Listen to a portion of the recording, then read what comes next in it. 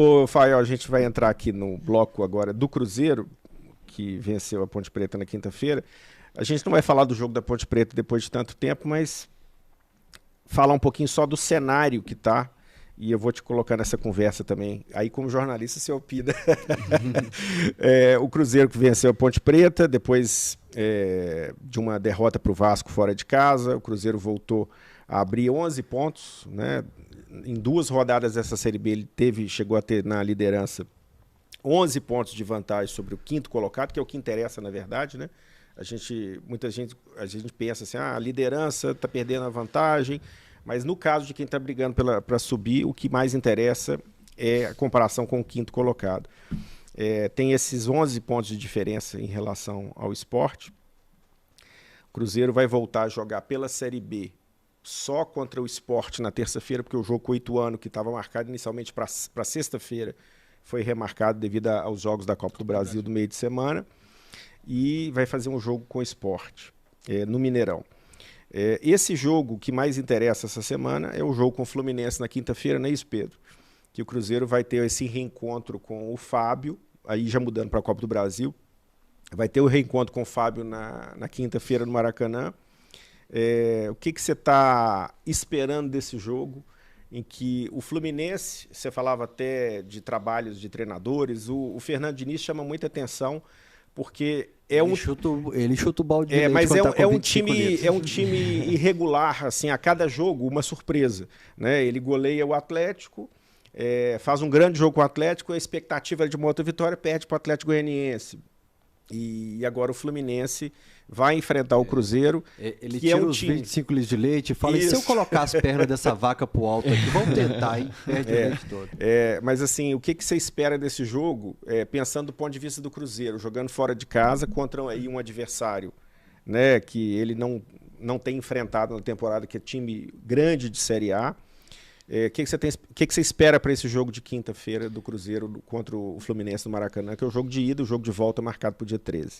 Eu acho que vai ser um duelo curioso se você for pegar entre Pesolano, assim como o Fael disse, Pesolano e a incógnita Diniz, né?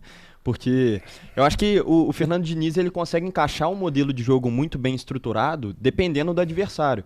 O Atlético ele tinha muita dificuldade nessa transição defensiva, então o Fernando Diniz conseguiu explorar isso muito bem, inclusive o próprio gol do Luiz Henrique explorando exatamente essa saída de jogo lá de trás, saiu muito bem, chega no Luiz Henrique, num contra um ele tem superioridade em cima do adversário. Então eu acho que o Cruzeiro depende de como o Cruzeiro vai se portar no jogo para o Fluminense poder se portar, porque o Fernando Diniz, querendo ou não, acaba não mudando muito o sistema de jogo dele, a gente sabe que ele é bem pragmático com essa saída desde lá de trás, então acho que vai variar como é que o Cruzeiro vai para a partida, e o Cruzeiro, obviamente, enfrenta adversários da Série B e se impõe. Agora vai ser curioso enfrentar um adversário que tecnicamente é superior, e aí vamos ver como é que o Pesolano, se ele vai continuar, por exemplo, subindo suas linhas, se o Cruzeiro vai continuar marcando lá em cima, tem alguns desfalques, então acho que depende muito mais do que o Pesolano vai propor do que como o próprio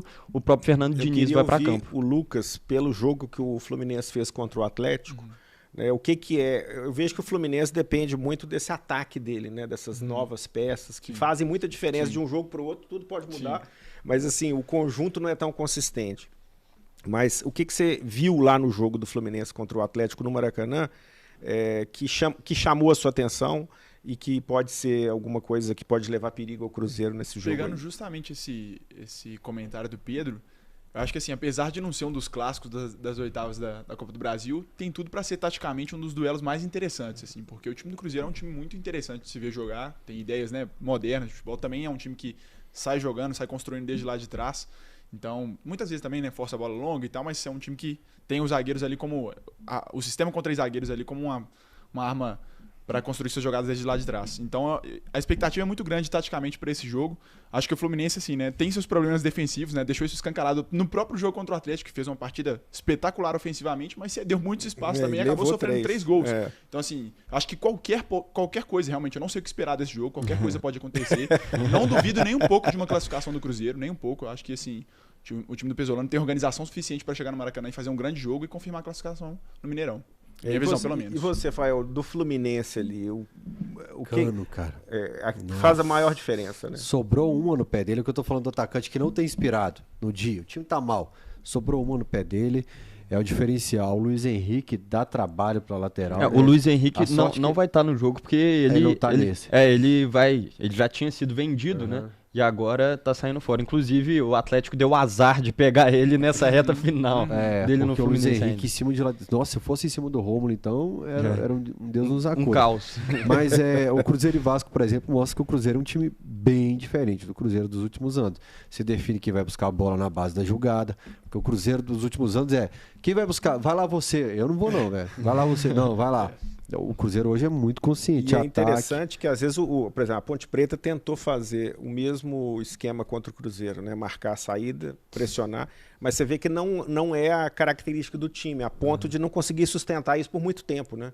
Então, assim, o Cruzeiro tem essa eficiente, né? Tem essa característica como princípio, né? Exatamente, até respondendo a sua pergunta, essa marcação alta do Cruzeiro pode render bons frutos, né? Contra o Fluminense, que é um trabalho em construção ainda, né? Essa ideia do Diniz leva um tempo para ser implementada, apresentou defeitos contra o Atlético também, por mais que tenha dado certo no gol do Luiz Henrique, mas um dos gols do Atlético sai assim, né? Exatamente. Bola do Jair, então tem tudo para dar bons frutos. Eu tô com uma expectativa muito grande para esse jogo. Você citou inclusive a bola longa. O Cruzeiro ele trabalha muito saindo de trás, mas a bola longa inclusive é uma das principais características nessa inversão do Zé Ivaldo pro Jajá aqui. Exatamente. O Cruzeiro já chegou a marcar gol na Série B desse jeito e contra o Operário? Foi contra o Operário, contra, se não me engano, o Sampaio Correia já chegou 2 vezes na cara do gol com essa jogada, então, e a gente sabe que o Eduardo Brock do outro lado também pode fazer essa inversão.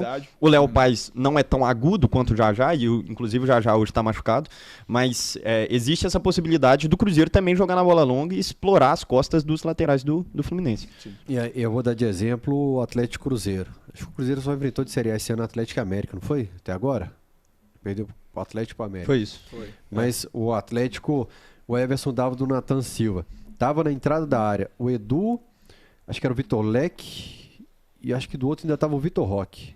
Mas os caras já davam um bote rápido. Os caras do Cruzeiro ficavam igual o jogador do atleta lá no atletismo das Olimpíadas, quando vai dar largada, dava um bote.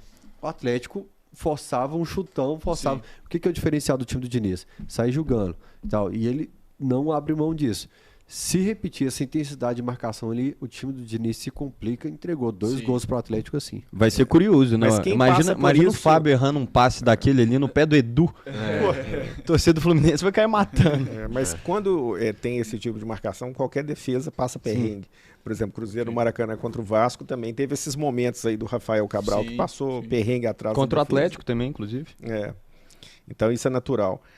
Para falar da agenda do Cruzeiro, então, o jogo na quinta-feira, 19 horas no Maracanã, oitavas de final, jogo de ida. O Cruzeiro sem o Neto Moura, não é isso, Pedro? Sim. Que já jogou a Copa do Brasil. Mirassol. E o Adriano é o cotado para entrar nessa vaga, mas tem uma característica. O Neto Moura é um jogador que tem feito muita diferença no time do Cruzeiro. Eu acho que o Adriano, se apertar, entrega. Isso, e o Neto Moura tem essa característica mais ofensiva, de maior qualidade, né? O Neto Moura, haja vista o passe que ele deu pro Edu. Pra mim é o destaque. É porque o Cruzeiro é muito coletivo hoje, né? Mas pra mim o Neto Moura é o destaque individual do Cruzeiro hoje. Lógico, o Edu coloca a bola na rede, atrás de bola na rede. Rafael classifica o Cruzeiro na Copa do Brasil. O Zé Ivaldo não perde uma lá atrás. Mas eu acho que individualmente o Neto Moura tira cada coelho da cartola que já dá pra assinar com a América, de tanto coelho que tira. Eu não vou te perguntar, Rafael, no Pinga Fogo, nada sobre o Cruzeiro, mas nesse momento de Série B, por exemplo, o Cruzeiro já tem 31 pontos em 39 possíveis, né? O Cruzeiro precisa praticamente repetir essa mesma pontuação em 75 pontos possíveis, né? Precisaria aí de um aproveitamento de 41%. Você espera algo diferente do acesso esse ano? Não. Eu acho que já falo pro Gão, crava mesmo, velho. Já tá na Série A, velho. Joga o Gão pras cobras, pode cravar.